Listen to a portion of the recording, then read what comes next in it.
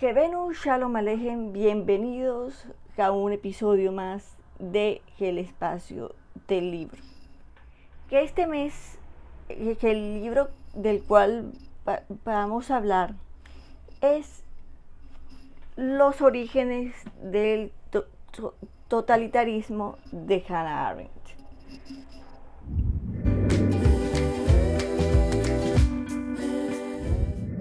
Si de lo que se trata es de entender el totalitarismo, así como el imperialismo y el antisemitismo, qué mejor que este libro como un libro de referencia. Y así es precisamente como lo tengo yo, como un libro de referencia y hace parte fundamental de mi biblioteca.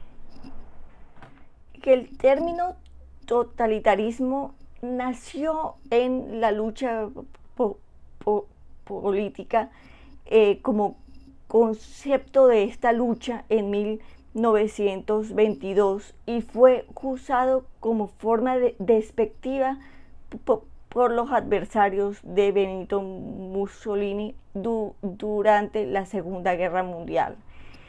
Después fue precisamente Mussolini quien usó este término o lo adoptó como estado totalitario o estado totalitario, es decir, que el régimen que usa esta forma de gobierno para para que sea implementada. Hannah Arendt le da en 1951 una interpretación distinta, o quizás la interpretación más original que se le pueda dar al término totalitarismo. Hannah Arendt no se la adjudica precisamente al fascismo, sino al nazismo, a la Alemania nazi de Hitler y al estalinismo en la Unión Soviética. Que estos fueron, en su época, los regímenes más sanguinarios y de hecho los más sanguinarios durante la primera mitad del siglo XX. De esta forma, Arendt adopta la primera teoría completa y sistemática del totalitarismo como forma de gobierno que se encamina a la dominación mundial y que está basada en el terror. Las ciencias sociales y quienes trabajan en ella, quienes trabajan en la ciencia política y la sociología, intentaron siempre explicar qué era lo que había pasado durante la Unión, durante el estalinismo en la Unión Soviética, qué era lo que había ocurrido en la Alemania nazi durante la Segunda Guerra Mundial. Y entonces, bueno, Hannah Arendt, que en este libro condensa todo lo que un científico social tiene que saber acerca de la Alemania nazi, del estalinismo durante la Unión Soviética, durante la primera mitad del siglo XX. Y ella divide este libro, de hecho este libro, a donde yo vivo, que es en Colombia, lo venden por separado, es decir, venden que el antisemitismo es un libro, el imperialismo es otro libro y el totalitarismo es otro libro, pero yo lo conseguí todo junto. De hecho, esta edición yo no la yo nunca la pude conseguir en Colombia, es prácticamente inexistente, nada más se pueden conseguir los 3 libros por separado. Miren que de por sí ya es bastante grueso, es un libro de unas casi 700 páginas, así es que bastante grande.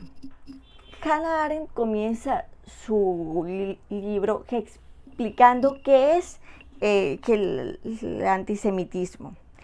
Y es que ella, cuando comienza a hablar de todos estos temas, ella aborda el antisemitismo como el primer tema, que es el básico para entender todo lo demás. Así es que voy a leerles, yo les iba a leer el prólogo, pero de verdad que les voy a leer las primeras líneas de cada libro para que ustedes vean cuál era el mensaje que Hannah Arendt quiso llevar. Muchos todavía consideran como un accidente el hecho de que la ideología nazi se centrara en torno al antisemitismo y la política nazi consecuente e intransigentemente se orientara hacia la persecución y finalmente el exterminio de los judíos. Solo el horror de la catástrofe final y todavía más la pérdida de sus hogares y que el desarraigo de los supervivientes convirtieron a la cuestión judía en algo prominente en nuestra vida política cotidiana. Lo que los nazis reivindicaron como su principal descubrimiento, el papel del pueblo judío en la política mundial, y como su principal interés la persecución de los judíos en el mundo entero, fue considerado por la opinión pública como un pretexto para captar a las masas o como un curioso truco demagógico. Hannah Arendt tituló este capítulo "El antisemitismo como un insulto al sentido común". Y es que es cierto, y que el antisemitismo es considerado por muchos como una opinión, como un derecho, como algo que ellos pueden defender, como si yo soy cristiana, yo defiendo que soy cristiana, entonces ellos piensan que el odio hacia el otro, en este caso hacia los judíos, es un derecho que ellos pueden defender, y eso se ha visto no desde la época de Hitler, sino que se ha visto desde mucho antes.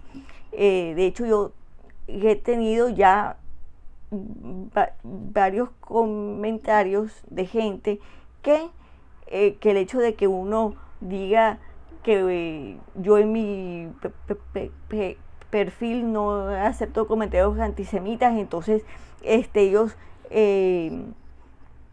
argumentan que cada quien tiene derecho de creer lo que quiera. Y es cierto, cada quien tiene derecho de creer lo que quiera, pero el antisemitismo es un odio, al igual que el racismo, al igual que la xenofobia. Obviamente es más que enfermizo, es más terrible, porque es un odio basado en falacias. Cuando uno habla de la xenofobia, generalmente es un odio basado en una malinterpretación de la realidad. Pero es que el antisemitismo, como una vez dijo en alguno de sus programas Gustavo Peretnik, es un odio basado en mitos, basado en quienes dicen que los judíos mataron a Dios, que los judíos en la época del medioevo que envenenaban los pozos de agua cuando fue la peste negra, los culparon de eso, porque la gran mayoría de los judíos no se contagiaba por normas de asepsia.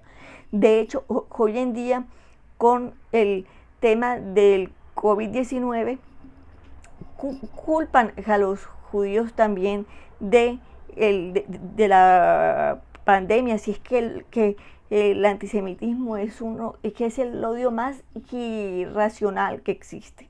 eso, entonces ese es básicamente el mensaje que nos da Hannah Arendt en este primer capítulo. Bueno, el segundo libro es el imperialismo, que comienza así. Que el capítulo el primer capítulo del imperialismo se titula La emancipación política de la burguesía, y dice así: las 3 décadas que medían entre 1884 y 1914 separan al siglo XIX, que acabó con la disputa por África y el nacimiento de los movimientos del siglo XX, que comenzó con la Primera Guerra Mundial. Este es el periodo del imperialismo, con su inmóvil sosiego en Europa y su vertiginoso desarrollo en Asia y en África. Algunos de los aspectos fundamentales de esta época parecen tan próximos al fenómeno totalitario del siglo XX, que puede resultar justificable considerar a todo el periodo como una fase preparatoria de las subsiguientes catástrofes. Su tranquilidad, por otro lado, le hace todavía aparecer considerablemente como parte del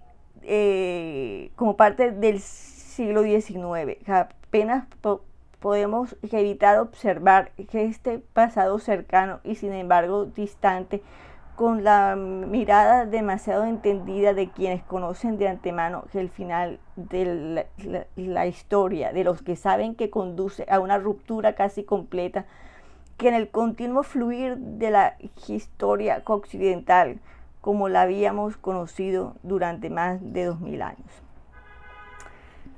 Generalmente, cuando escuchamos líderes de izquierda hablar de imperialismo, vemos que lo asocia con potencias como Estados Unidos. Pero realmente lo que Hannah Arendt nos habla del imperialismo es que esa es la primera fase de la dominación política y no la última etapa del capitalismo. Quiero explicar, digamos que ya desde la visión objetivista de Ayn Rand, para ella, ¿qué es el capitalismo? Que pienso yo que es la definición o es el concepto más asertivo. Según Ayn Rand, que es la que desarrolló la ética objetivista, y que ella define el concepto de capitalismo como el único sistema compatible con la naturaleza racional del ser humano y tiene como exigencia la libertad. El capitalismo, que es el que le permite al ser humano integrarse como tal, al individuo integrarse como tal, que en el mercado, Ayn Rand habla de un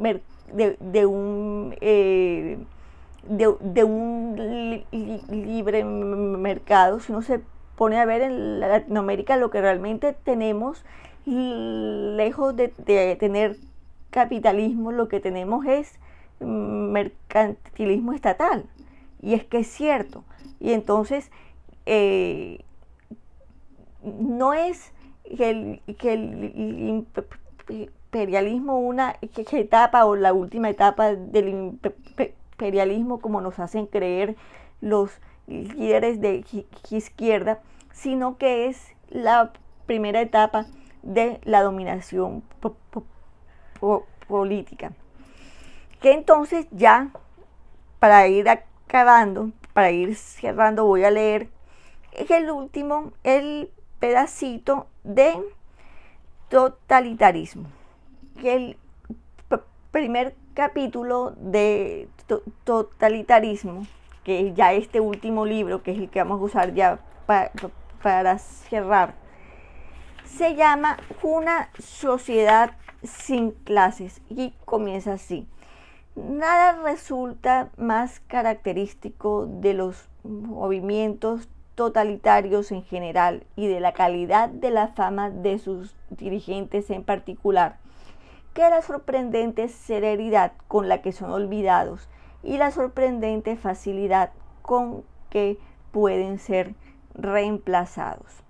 Lo que Stalin logró laboriosamente después de muchos años y a través de ásperas luchas partidistas y vastas concesiones, al menos al nombre de su predecesor, principalmente para autolegitimarse como heredero político de Lenin, los sucesores de Stalin procuraron lograrlo sin concesiones al nombre de su predecesor, aunque Stalin había tenido 30 años para la tarea y pudo manejar un aparato propagandístico desconocido en tiempos de Lenin para inmortalizar su nombre. Lo mismo cabe decir de Hitler, que durante su vida ejerció una fascinación ante la que, según se dice, nadie se hallaba inmune, y tras su derrota y muerte ha quedado hoy tan profundamente olvidado que escasamente desempeña papel alguno entre los grupos neofascistas y neonazis de la Alemania de la posguerra. Que esta falta de permanencia tiene sin duda algo que ver con la proverbial volubilidad de las masas y de la fama que al respecto se le atribuye, pero muy probablemente puede remontarse a la obsesión con el movimiento perpetuo por parte de los movimientos totalitarios. Ya habíamos hablado de que el antisemitismo, de que el imperialismo como la primera fase de la dominación política. ¿Cuál es la forma más fácil de dominar a una sociedad? Es que engañar o manipular a la colectividad. Hoy en día vemos mucho que el tema del colectivismo en nuestras sociedades ha tomado muchísima importancia, bastante, diría yo, demasiada. Se ha querido reemplazar o se ha querido vulnerar los derechos de los individuos por el bien de la sociedad. Escuchamos hablar mucho de justicia social, de las minorías, en fin. Entonces a la gente se le olvida, o a estos líderes o a estos gurús de la colectividad, se les olvida que, como bien decía Ayn Rand en su libro La virtud del egoísmo, que el individuo es la minoría más pequeña. Y quien no defiende o quien no hace respetar los derechos del individuo no se puede llamar defensor de las minorías. Y entonces, la siguiente fase del imperialismo en lo que respecta al tema de la dominación es la agitación de las masas. ¿Y quién fue el experto en este tema? León Trotsky. León Trotsky fue el gran agitador de masas.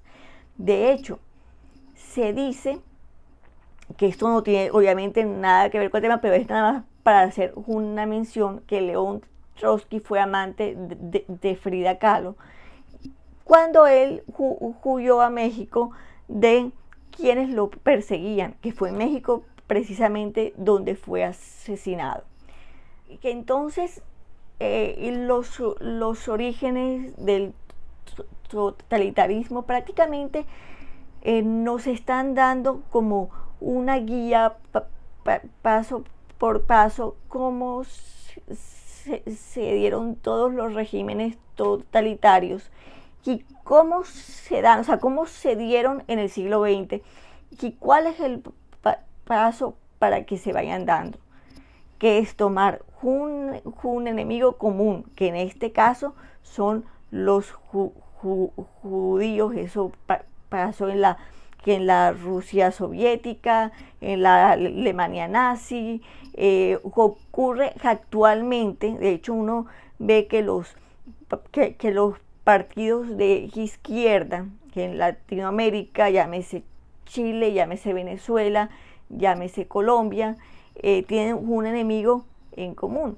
En Colombia quizá el enemigo en común viene siendo el uribismo, quizás, aunque también se han visto muchísimos comentarios de la izquierda, comentarios judeófobos, pero situándonos más en los países de habla hispana como España.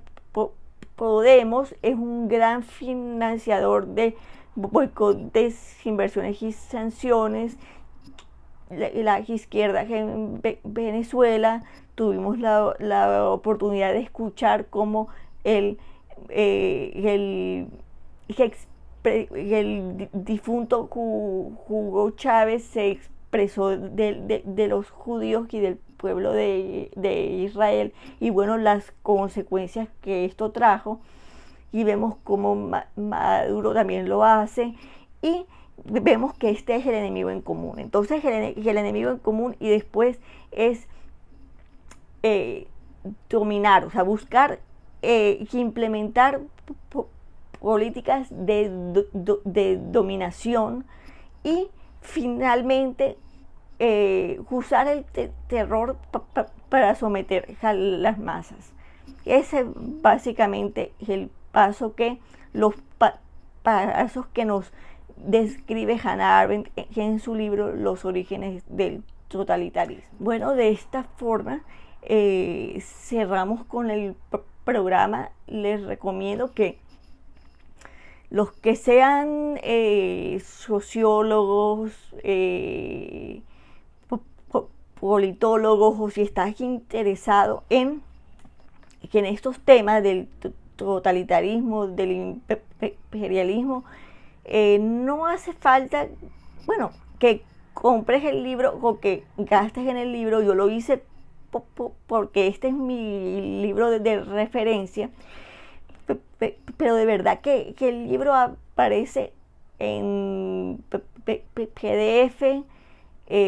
Voy a ver si logro encontrar, abajo van a encontrar probablemente el link donde les va a tener acceso a la versión Genibook de los orígenes del totalitarismo. Voy a tratar, no les garantizo nada, pero voy a tratar de conseguirles el link del libro completo, que es muy bueno y de verdad que se los recomiendo. Bye.